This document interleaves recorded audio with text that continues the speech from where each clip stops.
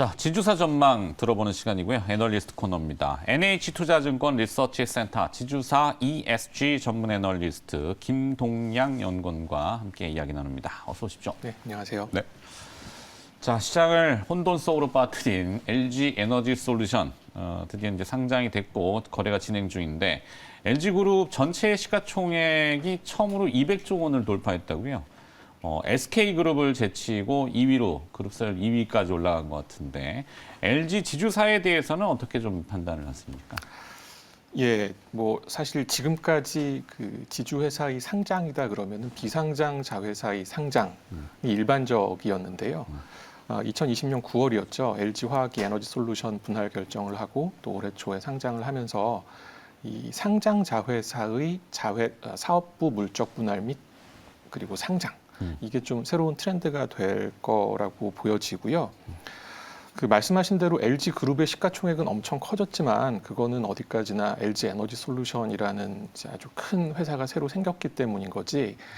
LG 화학 그리고 그 위에 있는 LG의 시가총액은 사실 분할 의사결정했던 시점하고 별 변화가 없습니다. 네. 그러니까 지주회사 밸류에이션에는 반영이 되지 않고 있다라는 거죠. 일단 작년만 해도 LG화학 이후에 이런 사업부 물적 분할 그리고 이제 상장 준비가 되게 유행이 됐는데요. 이런 과정들이 결국 그 기업이 기존 주주들의 가치를 혼자서 독식하는 거 아니냐, 뭐 이런 논란이 있기 때문에 실제로 상장까지 순조롭게 이어질 수 있을지는 좀 봐야 될 것 같고요. 네. 그리고 이 지주회사가 비상장자 회사를 상장한다라는 거를 굉장히 큰 가치 있다라고 보는 이유는 그 숨은 가치를 찾는 거, 그러니까 장부가를 시장가로 바꾸는 과정이 한 가지가 있고, 그리고 유동성 확보죠. 구주 매출을 통해서 현금을 유입한다. 뭐 이런 것들 때문에 긍정적인 이벤트로 보는데 사실 상장자 회사가 사업부 물적 분할하고 이걸 상장하는 거는 지주회사의 숨은 가치 찾기나 유동성 확보하고는 상관이 없는 이벤트입니다. 네. 그래서 당분간은 어떤 평판 리스크가 오히려 조금 더 확대가 될 수 있는 구간이 아닐까 이렇게 보고 있습니다. 실제 LG 에너지 솔루션이 상장을 하면서 뭐 지주사인 통으로 올라가면 지주사가 이제 주 LG가 되는 거잖아요. 네. 이제 LG 에너지 솔루션의 최대주는 LG화학? LG화학입니다. 네. 화학을 또 분해하면 이게 사실 그룹사들 지배 구조가 거미줄처럼 좀 되어 있긴 해서 이게 또 전부 다 상장이 돼 있기 때문에 네. 중복 상장, 삼중 상장 뭐 이렇게 느낄 수가 있는 거죠. 그렇죠. 뭐 우리나라 이제 이슈가 되는 더블 카운팅이잖아요. 네. 별 영향은 없다 이게 결론인가요? LG한테는? 예, 이미 뭐 주가에서 보여주고 있는 것 같습니다. 네. 자, 포스코도 지주사 전환을 위해서 이제 태스크포스 팀, 이른바 이제 전략준비팀을 발족을 했는데 포항시에서는 포항을 벗어나는 거에 대해서 약간 우려의 목소리도 나오고 있다. 지역 경제가 흔들릴 수 있는 거니까. 포스코 지주사 전환에 대해서는 또 어떻게 진행이 될 것 같습니까? 그러니까 요건 좀 경우가 좀 다른데요. 큰 틀에서는 별 바뀐 게 없다. 요게 결론으로 보고 있습니다. 그 포스코는 철강 사업 이외에도 포스코 케미칼이나 포스코 인터내셔널 같은 연결 자회사 지분이 상당히 높습니다. 60% 이상 돼서 뭐 좀 지주회사 같은 구조였는데 여기에다가 철강 사업 자체를 물적 분할을 하게 되면은 완전한 지주회사 구조가 되는 거죠. 네. 그리고 이제 아까 언급했던 에너지 솔루션 이슈로 이런 물적 분할 같은 것들이 상당히 좀 논란이 되고 있기 때문에 그 임시주총에서는 분할 철강 자회사를 나중에 상장할 때에는 특별 결의를 주주총회에서 받도록 하겠다라는 이런 정관을 신설을 해서 상장에 대한 우려도 불식을 했습니다. 그 포스코의 이 지주회사 전환의 포커스는 신사업과 관련된 가치는커녕 기존의 철강 사업에 대해서도 굉장히 저평가돼 있기 때문에 그 상장을 통해서 재원을 확보하겠다 이런 것보다는 주주 가치를 어떤 식으로도 좀 제고해보겠다 여기에 초점이 맞춰져 있는 걸로 보이고요.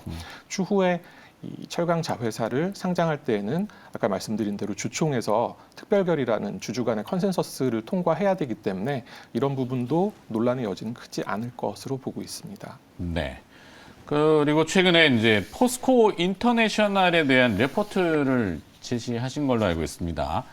사실 주가가 굉장히 미스테리한 이 자원 관련돼서는 거의 이제 수입해오는 우리 입장에서 그 중개하는 상사, 무역 상사들이 네. 이제 좀 주목이 될 것 같은데 주가가 전혀 뭐 반응도 안 하고 뭐 과거에 그 자원 투자에 대한 부담감을 좀 안고 있는 것인지 하여튼 포스코 인터내셔널은 좀 궁금했는데 간단히 좀 코멘트 좀 해줄 수 있으신지. 예, 그 말씀하신 대로 관심이 너무 없었고요. 네. 근데 그나마 이제 최근에 뭐 커머디티 가격들이 워낙에 급하게 올라왔기 때문에 관심들이 조금씩은 있는 것 같습니다.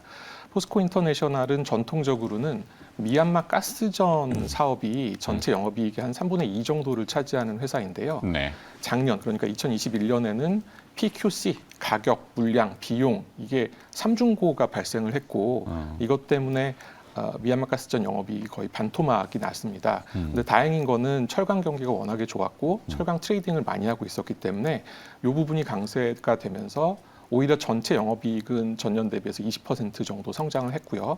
올해는 보시는 것처럼 여기 미얀마 가스전 판매 가격이 유가하고 연동이 되는데 후행해서 네. 유가가 뭐 빠르게 올라오고 있기 때문에 이런 부분들이 이제 전체 영업이익에는 조금 성장하는 데 기여를 하고 있다라고 보고 있고요. 이 사실 이제 화석 에너지가 오랫동안 가지는 못할 겁니다. 중장기적으로 성장을 하기 위해서 두 가지를 회사에서 힘쓰고 있는데 전기차 구동 모터 코어라는 이제 전기차 밸류체인에 발을 들였고요. 네. 또 한 가지는 이 수소 경제에 있어서 제일 중요한 게 수소를 만들어내는 건데 그 원재료가 천연가스죠. 그렇죠. 천연가스를 많이 확보하고 있고 또 최근에 세넥스 에너지라는 호주 그 자원개발 회사도 인수를 했기 때문에 이런 부분들을 통해서 중장기 성장성도 가지고 있다라고 생각합니다. 네. 하여튼 뭔가 내공은 있고 이 모멘텀이나 이벤트도 분명히 겹치는데 주가는 껌딱지처럼 그래서 저도 하여튼 관심 있게 봤다가 야, 참 무겁구나. 심리적으로 무겁게 주는 회사. 미얀마라는 것 때문에 좀 더 컨트리 리스크를 갖고 맞습니다. 이제 오랫동안 보신 분들은 기억하실 텐데 미얀마가 아주 멀지는 않지만 그래도 우리가 무슨 일이 일어난지 잘 모르지 않습니까? 예, 과거에 그 2014년이죠. 그 광구를 이제 처음 이제 채굴을 하기 시작할 때는 뭐 루머들이 상당히 많았습니다. 뭐 무슨 반군의 미사일 공격이 있었다는 네. 뭐 그런 사실 말도 되지 흉흉한, 않는. 예, 그런데 이게 확인할 길이 사실은 좀 시간이 걸리니까요. 그리고 최근에는 뭐 최근이 아니죠. 작년에 이제 군부 관련된 그렇죠. 뉴스들이 쿠데타. 이제 중간중간에 뉴스에 나오면 또 센티먼트를 조금 흐리는 그런 역할을 하는 것 같습니다. 네. 하여튼 알 수가 없다라는 거는 좀 부담이군요. 넘어가도록 하겠습니다. SK 지주사로 좀 가봐서 올해에도 사업 포트폴리오 강화가 좀 지속될 것으로 보시는지 주 SK라고 봐야 되겠죠? 네. 뭐 저평가돼 있고 주가 부진도 계속 이어지고 있는데 그나마 SK가 하는 걸 보면 마음은 좀 편하게 들고 갈 수 있는 종목이라고 생각을 하고요. 네. 내년 이후에, 그러니까 올해는 아닌 것 같고 내년 이후에 비상장으로 있는 SK 팜테코, SK 실트론 상장이 좀 본격화가 되지 않을까 보고 있습니다. SK 온도? 오는 이제 최근 분위기가 조금 좀 반반이 될 것 같습니다. 그리고 이제 마찬가지로 LG 에너지 솔루션처럼 손자 회사에 해당하는 회사이기 때문에 SK의 가치를 증가시키기보다는 이제 반대로 약간 깎을 수도 있다. 뭐 이런 리스크를 봐야 될 것 같고요. 네.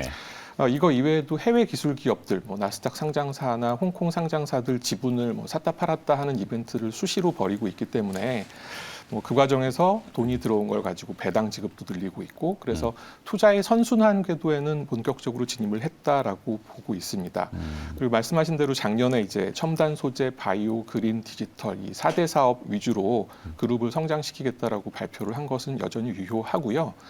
또 이제 작년 말에 SK텔레콤으로부터 SK스퀘어가 인적 분할이 돼서 상장이 됐기 때문에 이 중장기적으로 SK하고 SK스퀘어가 합병할 수 있다라는 점을 감안을 하면 지금 SK의 최대 주주 지분율이 30%가 채 안 되는 점 이런 것들 때문에 합병 전에 시가총액의 격차를 많이 벌려놔야 된다. 네. 이런 것도 SK가 스스로 이제 가치를 많이 올리고자 하는 인센티브가 있지 않겠느냐 이렇게 판단하고 있습니다. 그러게요.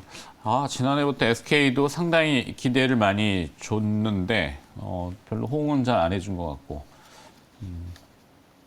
계속 지켜보는 수밖에 없겠네요.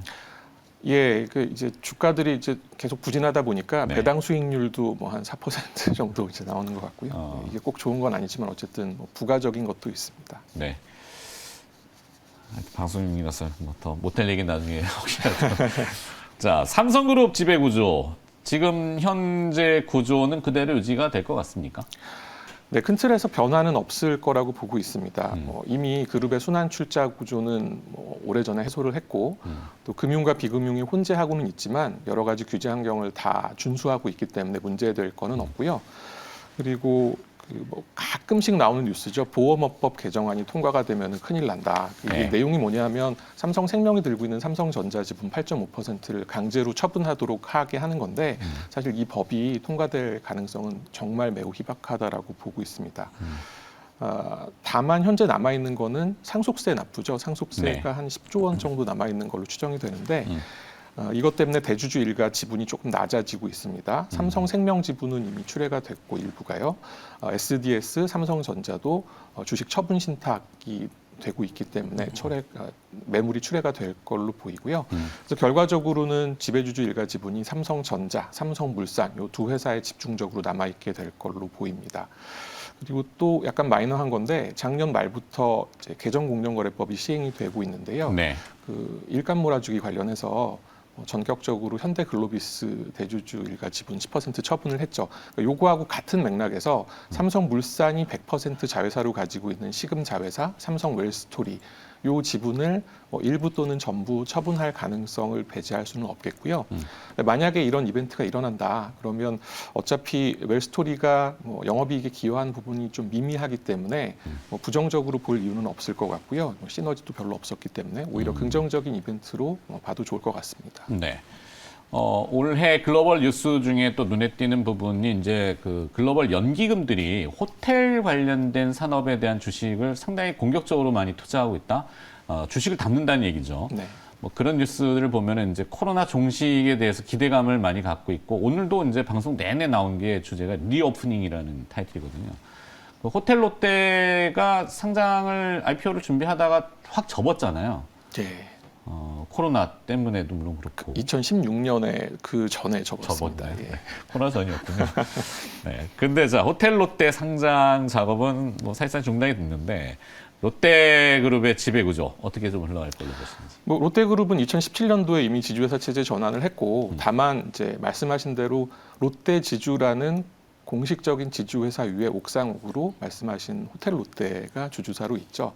그래서 제일 깔끔하게는 호텔 롯데가 상장을 하고 호텔 롯데와 롯데지주가 합병을 하는 통합지주회사 체제가 되는 게 완벽한 마무리인 걸로 보이는데 네. 언급하셨듯이 호텔 롯데의 주력 사업인 면세 사업이 지금 계속 부진하기 때문에 아마 내년에도 사실상 IPO는 불가능하다라고 보여지고요. 그래서 이 통합지주회사까지 가는 데는 시간이 좀 걸릴 거라고 보입니다. 다만 좀 작은 부분에서의 변화는 계속 일어나고 있는데 최근에 롯데지주가 미니스탑 인수를 결정을 했고요. 네. 또 이제 작년에 롯데렌탈 상장해서 올해는 아마 롯데건설, 롯데글로벌로지스 이런 비상장사들 상장도 일어나지 않을까 이렇게 기대를 하고 있습니다. 그 제주도에 있는 게 롯데관광개발인가? 카지노하고 거기는 이제 제주 롯데호텔로 다른 법인으로 따로 있습니다. 제가 좀 착각을 해가지고. 자 마지막으로 ESG 관련해서 기업들의 움직임을 더 파악해봐야 될 것 같은데요. 최근의 현황에 대해서 조금 언급해 주신다면요.